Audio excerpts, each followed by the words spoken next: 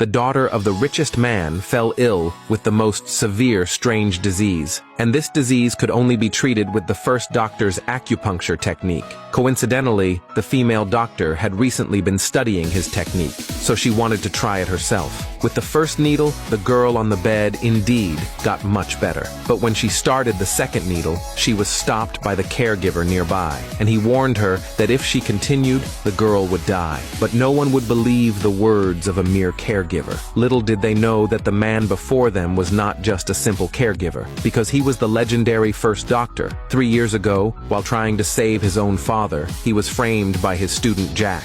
Jack had put other substances in his father's medicine, which caused the man to fail in saving his father. When he learned the truth, the man blamed himself countless times. He even refused to appear before others, until he completely disappeared from everyone's sight. In his despair, he was found on the street by the hospital dean. He then worked in the hospital as an ordinary caregiver. Every day, he numbed himself with alcohol, until this day, the daughter of the richest man contracted the deadliest illness, and only he could cure her. And the richest man was the hospital's biggest investor. If they lost this billion-dollar investment, the hospital would completely collapse. Thinking of the dean's kindness for taking him in, the man couldn't help but speak up with a warning, but no one was willing to believe him. He was even ridiculed by the female doctor. She bluntly said he was a useless man who knew nothing, and she even wanted to drive him away. Then the female doctor gave the girl another acupuncture needle. She pierced it into the girl's lower abdomen. Immediately, the girl vomited a mouthful of black blood. Seeing the girl gradually stabilize, the female doctor became instantly proud. She declared that she was indeed right,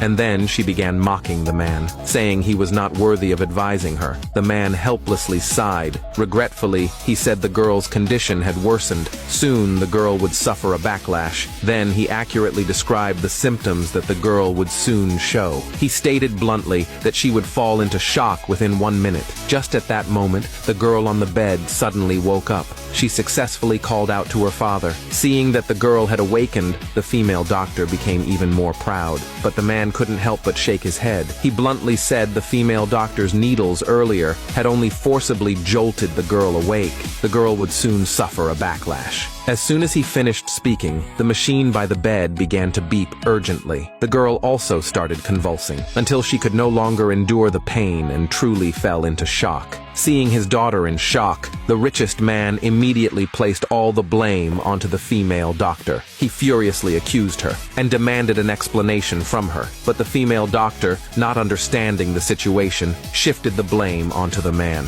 She slandered him, saying he had tampered with her needles. The next second, the girl's condition grew even worse. The alarms sounded even more urgently. At that moment, the richest man suddenly remembered the symptoms the man had mentioned. They were the same as his daughter's current symptoms, so he immediately wanted the man to try. He said this was the hospital's last chance. Just as the man took out his silver needles and was about to insert them, a voice suddenly came from outside the door, stopping the man's action. The person was the man's student, Jack, along with a shareholder from the rival hospital, and their purpose in coming here was to save the daughter of the richest man and secure the billion-dollar investment. When everyone heard that this man was the first doctor's student, Jack, they all widened their eyes in shock. The richest man, without hesitation, told Jack to save his daughter. Hearing this, the man turned in confusion to look at the richest man, and his action allowed Jack to clearly see the man's face. Jack was instantly stunned, but he thought his teacher was too proud to ever work as a caregiver in such a hospital.